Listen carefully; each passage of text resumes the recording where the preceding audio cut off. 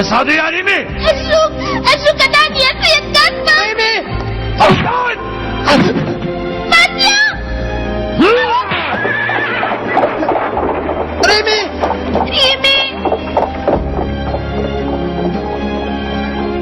توقف. ريمي ماتيو لا تتركني. ماتيو، يبدو أنني سأفترق عن أصدقائي. لا يمكن.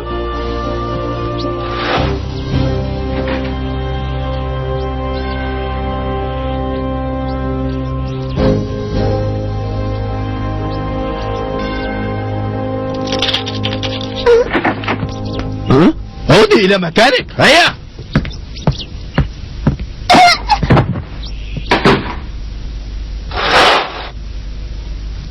توقفي. دعني. اجلسي مكانك. لا أسمح لكم بسجني. أنا أرفض البقاء هنا. سوف يطلق كاسبر سراحك غدا. اطمئني، لن تبقي هنا كثيرا.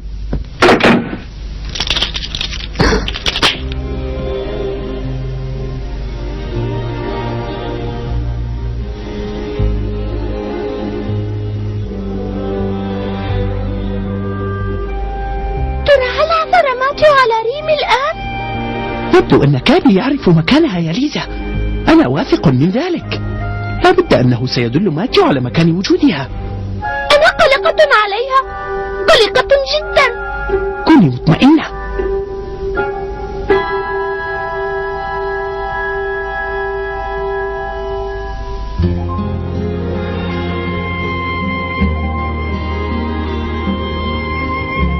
ماذا فعلت كي أسجد؟ ما الذي فعلته؟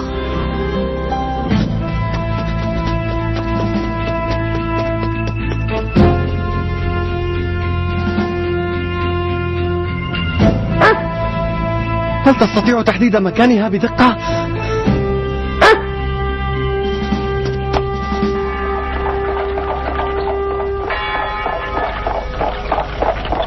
هل قلت لي إن اسمه كاسبر؟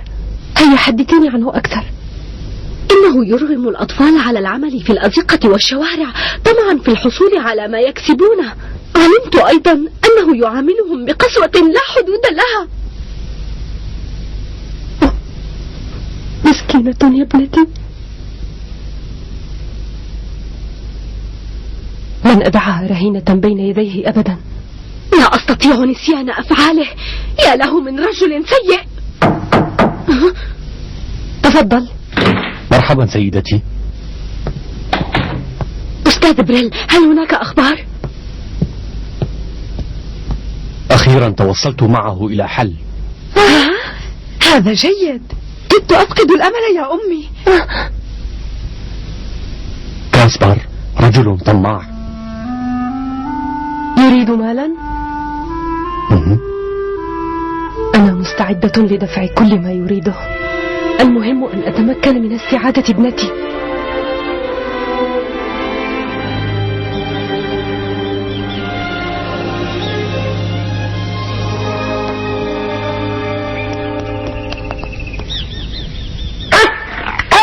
اهدأ.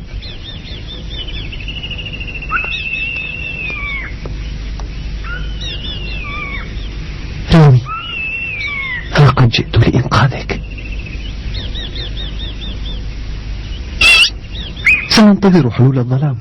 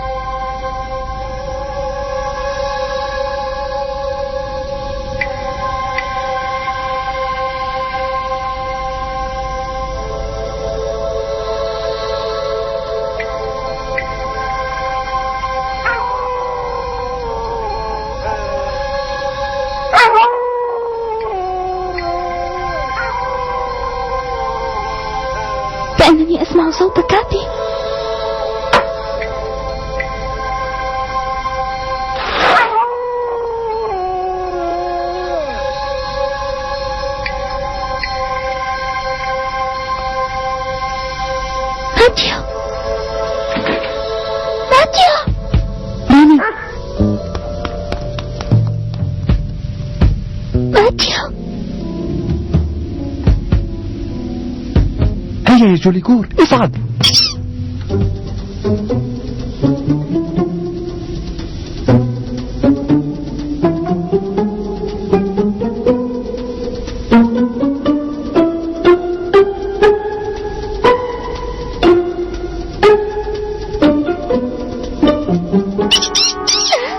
جوليكور، شكرا.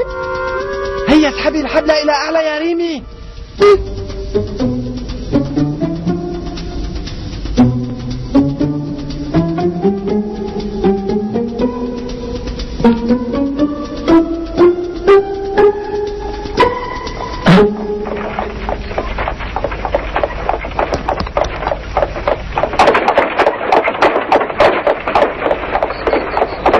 وقف هنا.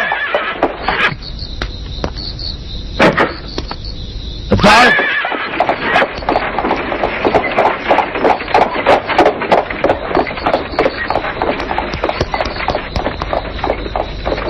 ريمي، هيا أسرعي.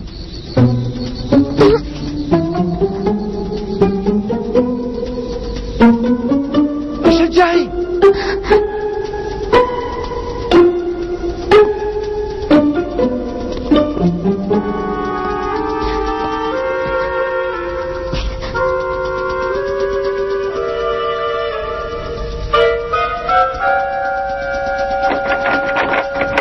افتح الباب. لماذا توقفت يا ريمي؟ افتح الباب. افتحي. افتحي والا حطمته يا ريمي. افتح الباب قبل ان احطمه فوق راسك. ابتعد.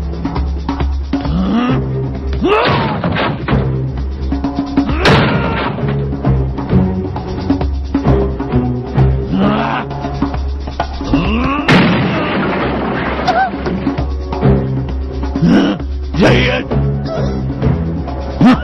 تعالي.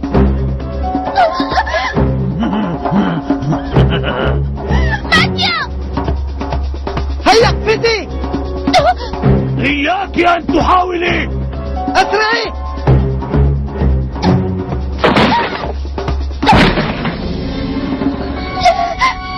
ريمي، لن تهربي.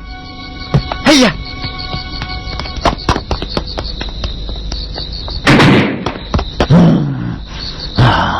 سأحطم رأس ذلك الفتى الأحمق. كيف توصل إلى اكتشاف مكانها؟ يجب أن نعثر عليها بسرعة. اذهب في هذا الاتجاه. حاضر.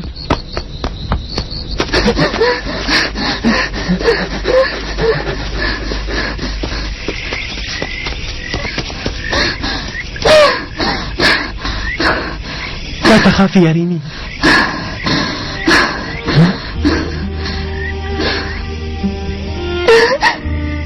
ما بك يا ماتيو؟ اسمعي لما سأقوله لك جيدا يا ريمي.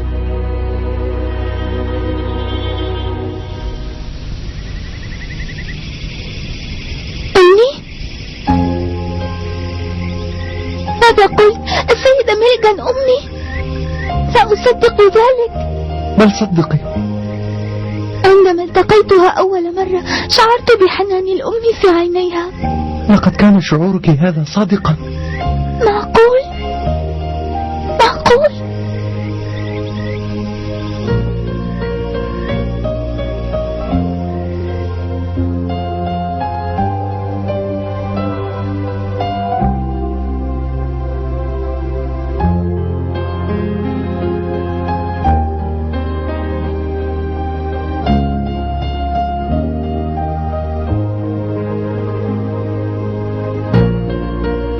زلت أشعر بلمساتها، كانت تشع حنانا. كم كنت أتمنى أن تكون أمي مثل السيدة ميلغان. كم تمنيت ذلك يا ماتيو، صدقني.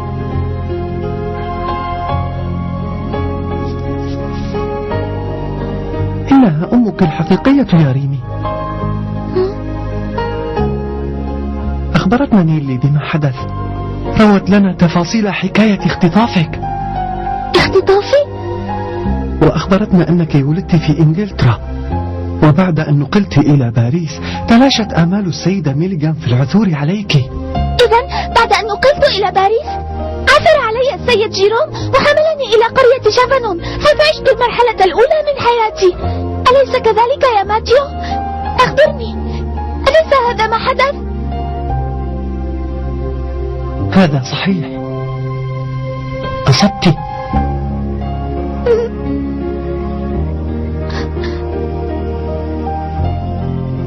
ولكن أين أمي الآن؟ اطمئني، سنتجه الآن معا إلى باريس. أنا أعرف عنوانها جيدا. هيا لنسرع قبل أن يلحق بنا كاسبر. إنه يحاول إرغام عائلتك على دفع المال مقابل تسليمك لهم.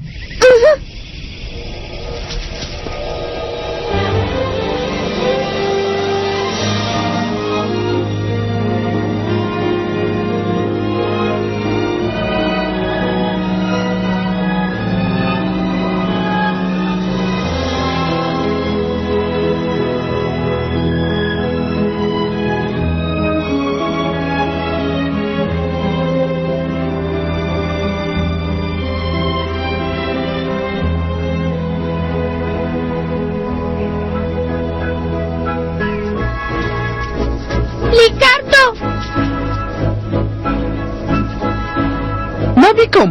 ما الأمر؟ نود رؤية ريمي. ولكن يا ماريا قد لا نتمكن من رؤية ريمي بعد اليوم يا ليكاردو. سوف تبتعد عنا، أنا واثق من ذلك. لا يمكن أن ترحل ريمي عنا هكذا من دون وداع. هيا استعدوا فلنلحق بهما إلى باريس. هل سنخالف تعليمات كاسبر؟ ليفعل ما يحلو له. لن نخشى، لن نتخلى عن وداع ريمي.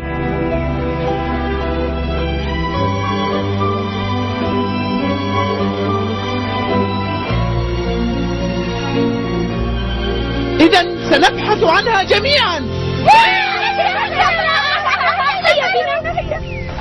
ماذا تقول؟ لم يلتزم كاسبر الموعد؟ لم يحضر؟ نعم، كنت على موعد معه بعد ظهيرة هذا اليوم في هذا الفندق، إلا أنه لم يأتي يا سيدتي. لماذا لم يأتي؟ أمر غريب. ربما كانت ريمي الآن في خطر.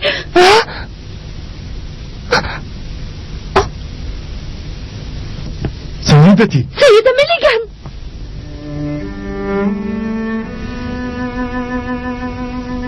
أمي، اطمئن يا آرثر، إنها تغط الآن في نوم عميق، فهي متعبة. والدتك رائعة، لقد تحملت مسؤولية الأسرة كاملة بعد وفاة والدك.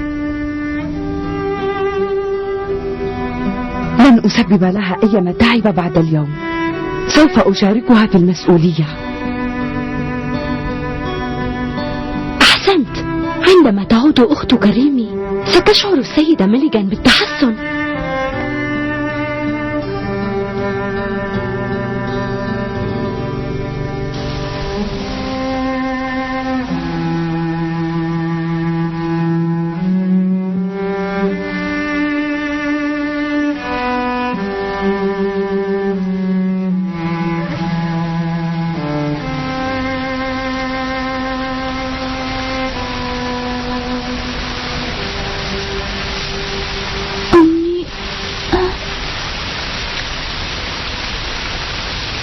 أين أنت يا أمي؟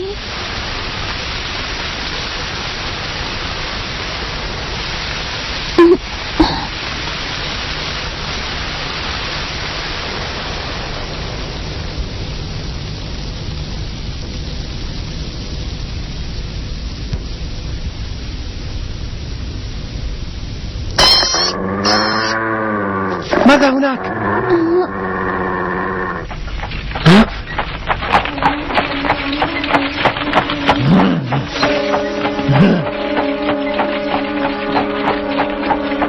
إنهما هناك. لقد وقعا في الفخ.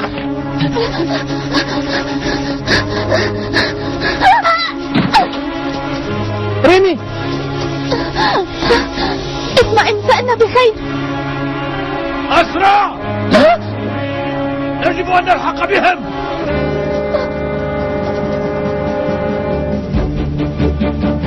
لم تستطيع الهرب هذه المرة!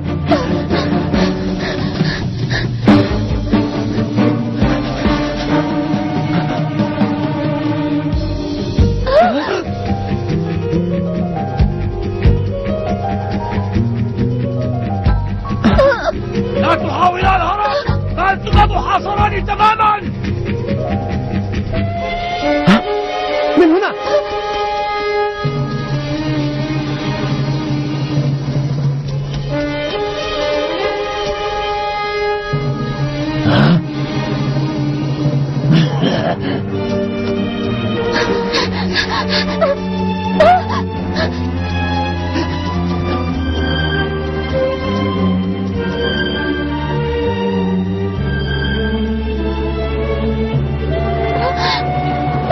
ماذا علينا أن نفعل؟ اطمئني، لن يتمكن كاسبر من الإمساك بنا.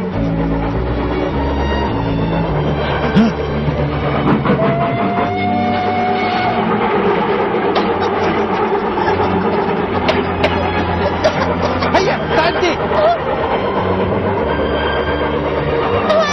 اقفزي.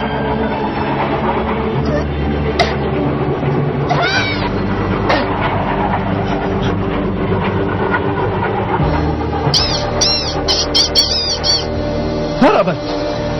سألحق بها. نحن محظوظان، فالقطار يتجه الآن إلى باريس. متى سيصل إليها؟ لا أعلم، المهم أنه سيحملك إلى باريس.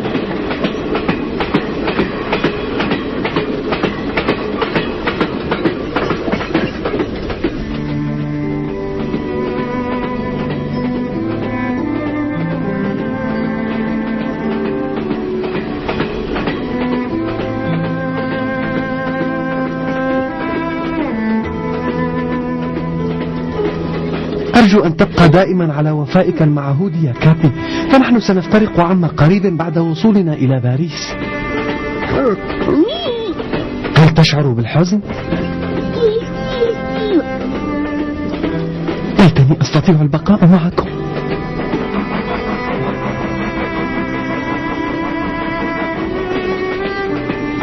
الفراق صعب، لكن لابد من الفراق اليوم يا كابي.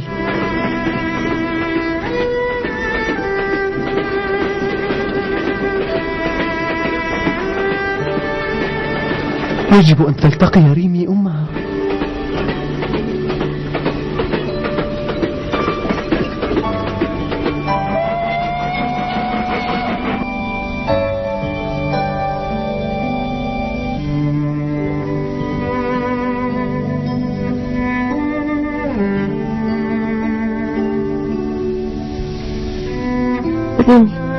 ريمي أمي.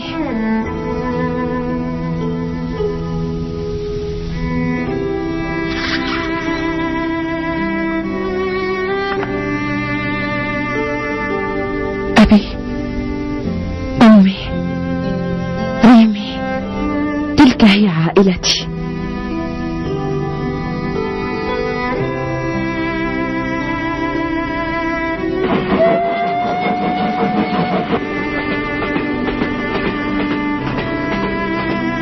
يبدو أنني غفلت قليلا. اقتربنا من باريس.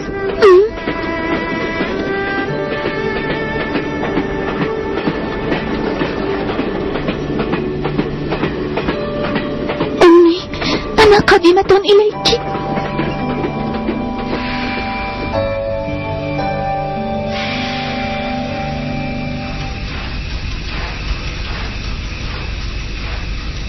لنتجه إلى فندق جراند.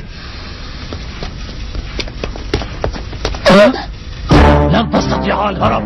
لا مفر لكما. كاسبر.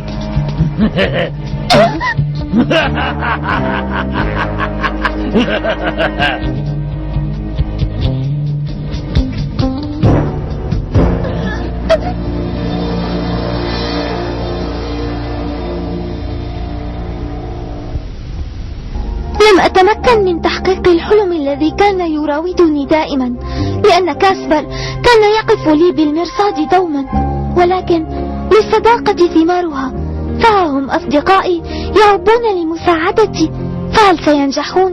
وهل سألتقي أمي أخيرا؟ تابعوا معنا.